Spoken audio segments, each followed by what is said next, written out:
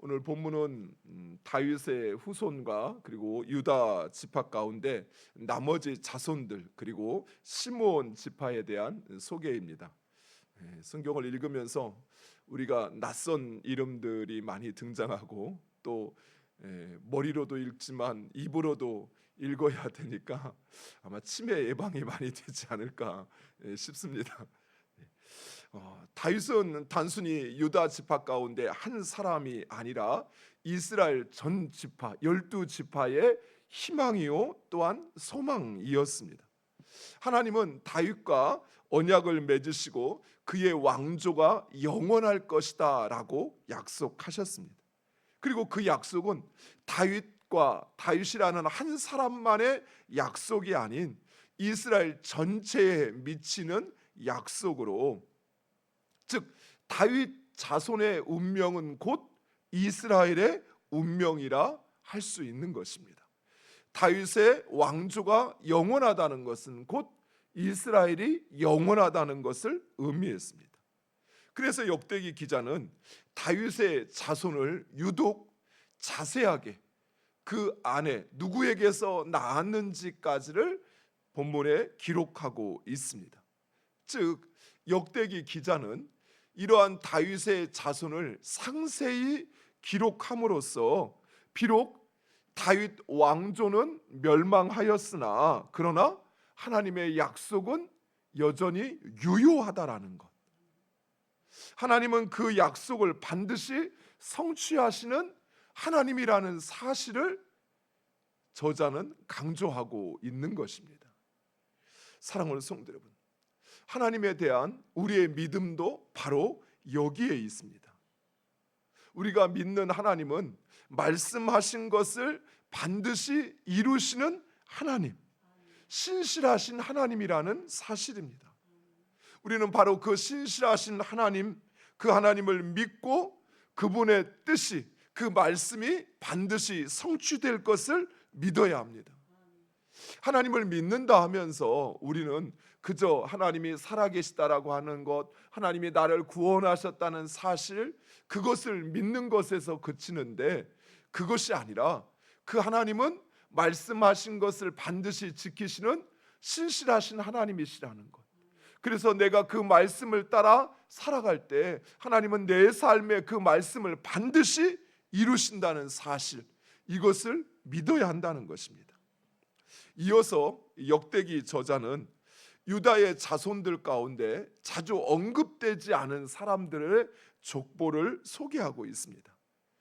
이들이 잘 알려지지 않은 가문일 수 있고 또는 타 종족에서 입양된 자들, 이스라엘 12지파에 속하지는 않았지만 타 종족이었지만 그러나 개종하여서 이스라엘의 지파 안에 들어온 사람들을 말하고 있습니다. 그런데 그들 가운데 유독 눈에 띄는 사람이 있습니다. 바로 야베스입니다. 본문의 야베스는 그의 아버지가 누구인가를 말하지 않습니다. 성경에서 한 인물을 소개할 때 빠지지 않는 것이 누구의 아들, 그의 아버지는 누구라는 사실입니다.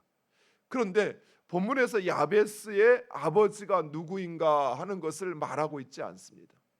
즉 그것은 저자가 말하고자 하는 것이 아니라는 것입니다. 다만 그가 유다 지파에 속하였다는 사실은 분명합니다. 그리고 무엇보다도 중요한 것은 바로 그의 기도입니다. 그동안 많은 사람들이 이 야베스의 기도를 단순히 개인의 기도, 나의 땅을 좀 더 넓혀주시고 내 마음의 근심과 고민을 없게 해달라는 기도 정도로 생각을 합니다. 그러나 본문에서 이 야베스의 기도를 기록하고 있는 이유는 그렇지 않다라는 것이, 즉 역대기 기자는 야베스의 아버지가 누구인가를 기록하지 않으면서도 야베스의 기도만큼은 기록하고 있는 것은, 이 야베스의 기도는 그 한 사람의 기도가 아니라 당시 포로에서 돌아온 이후에 영적인 침체기를 걷고 있던 이스라엘 백성들에게 반드시 필요한 기도였기 때문입니다. 바벨론 포로에서 돌아온 이스라엘 백성들은 그들이 예루살렘으로 돌아가면 이제 모든 것이 다 잘 될 것이라고 생각을 했습니다. 어쩌면 하나님께서 잔치상을 차려놓고 그들로 하여금 이제 앉아서 먹기만 하면 되는 줄 알았습니다. 그런데 그렇지 않았어요. 그들이 돌아온 현실은 폐허였습니다. 또 그곳에서 다시 성전을 건축하고 또 성벽을 쌓으려고 하였지만 끊임없는 주변 민족들의 방해 속에서 그 일도 무산되어지고 멈춰버린 상황이었습니다. 즉 이스라엘 백성들은 포로에서 돌아왔지만 오히려 영적으로는 더 침체한 시기에 있었던 것입니다. 바로 그들에게 반드시 필요했던 기도라는 것입니다. 먼저 고통, 수고를 의미하는 야베스의 이름 그 자체가 당시 고통 중에 있던 이스라엘을 가리킵니다. 잃어버렸던 이스라엘의 지경을 다시 찾기 위해서는 반드시 하나님, 그 하나님을 먼저 찾아야 한다는 사실입니다. 그들이 노력한다고, 그들이 애쓴다고, 그들이 다른 민족들을 방비하면 그 모든 것이 되어지는 것이 아니라 먼저 하나님을 찾아야 한다는 것이. 우리의 삶에 있어서도 우리의 문제를 해결하려고 할 때 우리는 그 문제의 직접적인 해결책을 찾아가지요. 돈의 문제면 돈을 가진 사람을 찾아가지요. 사람의 문제면 사람의 힘을 가진 사람을 찾아가지요. 그러나 우리의 문제의 해결은 거기에 있지 않다라는 거예요. 우리의 삶의 문제 해결은 먼저 우리의 삶의 주관자이신 하나님, 그 하나님을 찾아야 한다는 것입니다. 또한 야베스의 기도는 일반 우리의 기도와는 좀 차이가 있습니다. 우리는 하나님 주십시오, 주십시오, 주십시오라고 하지만 야베스는 하나님 나에게 복을 주시려거든. 원문에 보면 만약이라는 말이 들어가 있습니다. 만약 하나님께서 나에게 복을 주시려거든, 이 말은 무슨 말이냐면 하나님의 의향을 묻고 있는 거지요. 즉 자신이 구하는 것에 중심이 있는 것이 아니라 하나님의 주권에 중심이 있다라는 것이. 자신이 구하는 그 모든 것은 전적으로 하나님의 절대적인 주권이라는 사실을 시인은 인정하고 있는 것입니다. 우리는 기도할 때 어때요? 무엇인가를 기도하면 내가 필요해서 구하지요. 그렇죠? 내 자식이 지금 직장을 취업해야 되는데 취업을 하지 않고 있어요. 그럼 어떻습니까? 하나님 빨리 우리 아들 좀 직장에 취업하게 해주세요. 조금 나은 기도라고 한다면 하나님 우리 아들 취업해가지고 하나님 영광 돌릴 수 있도록 하나님 취업하게 해주세요. 우리의 기도가 보통 이렇게 가잖아요. 그런데 지금 야베스의 기도는 그가 구하는 지경, 땅 또는 평안에 있지 않고 그 모든 것을 주관하시는 하나님, 내가 지금 구하는 것, 그것은 하나님의 뜻, 전적인 하나님의 뜻이라는 거예요. 하나님에게 그 권한이 있다라는 것입니다. 즉 야베스는 자신이 누구인가 또는 자신이 구하는 것이 얼마나 중요한가라고 하는 것을 이야기하지 않고 그저 겸손히 하나님 앞에 엎드려 부르짖을 뿐이라는 사실입니다. 하나님은 이런 야베스의 기도를 들으시고 응답하셨다라고 말씀하십니다. 사랑하는 성도 여러분, 우리 하나님은 우리의 기도를 들으시고 반드시 응답하시는 하나님이십니다. 단순히 우리가 야베스처럼 기도하지 않아서, 기도하지 못해서 하나님의 응답을 받지 못하는 것이 아니라 하나님은 언제나 우리의 기도를 들으시고 그 하나님은 응답하십니다. 문제는 우리가 하나님을 찾지도 또 그 하나님께 구하지도 않는다라는 것이. 그리고 우리가 구하는 그 하나님을 전적으로 신뢰하지도 의지하지도 않는다는 것이죠. 사랑하는 성도 여러분, 우리의 기도를 들으시는 그분이 누구인지 상관없이 중요한 건 내가 간구하는 것, 지금 내가 원하는 것, 그것이 중요한 것이 아니라는 것이. 우리의 기도는 오히려 내가 구하는 그것보다 내 기도를 들으시는 하나님, 그분에게 더 중심이 있다라는 것이. 우리의 기도를 들으시는 분, 그분은 우리의 기도를 들으시고 반드시 응답하시는 하나님, 나의 삶과 이 세상을 주관하시는 하나님에 대한 바로 그 신뢰와 확신 속에서 구하는 기도라는 사실입니다. 듣는지 마는지, 내가 이렇게 한다고 이루어질지 안 이루어질지 알지 못하고 또 그것을 기대하지 않고 하는 기도가 아니라, 내 기도는 진정 나의 삶을 주관하시고 이 땅의 주관자 되시는 하나님, 그래서 그분은 반드시 들으시고 응답하신다는 그 확신에서 기도해야 한다는 사실이에요. 한나는 자식을 위하여 기도하였습니다. 그리고 어땠습니까? 그 얼굴에 다시는 슬픈 기색이 없었다고 합니다. 왜요? 자기의 기도를 들으시고 응답하시는 하나님에 대한 확신이 있었던 것입니다. 엘리야는 갈멜산에서 바알을 섬기는 선지자들과 대결을 하죠. 그런데 엘리야가 기도할 차례가 되었을 때 엘리야는 어떻게 했습니까?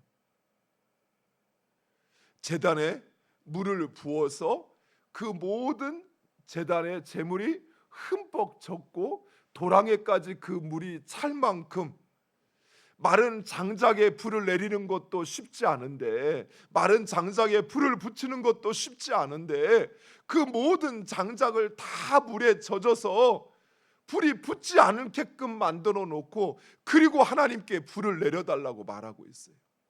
어떻게 이런 게 가능할까요? 불을 내리시는 하나님에 대한 확신이 없이는, 신뢰가 없이는 결코 이렇게 할 수 없다는 사실이에요. 사랑하는 성도 여러분, 우리는 기도할 때 우리의 기도의 제목에, 우리의 간구의 내용의 중심이 있습니다. 그러나 우리의 기도의 중심은 그것에 있는 것이 아니에요. 우리의 기도의 중심은 내 기도를 들으시는 그분, 그리고 그분은 반드시 내 기도에 응답하신다는 확신의 중심이 있다는 사실입니다.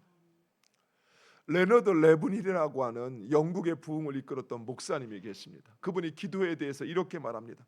하나님은 언제나 하나님께 선택권을 넘겨드리는 사람에게 그분의 최선을 주신다.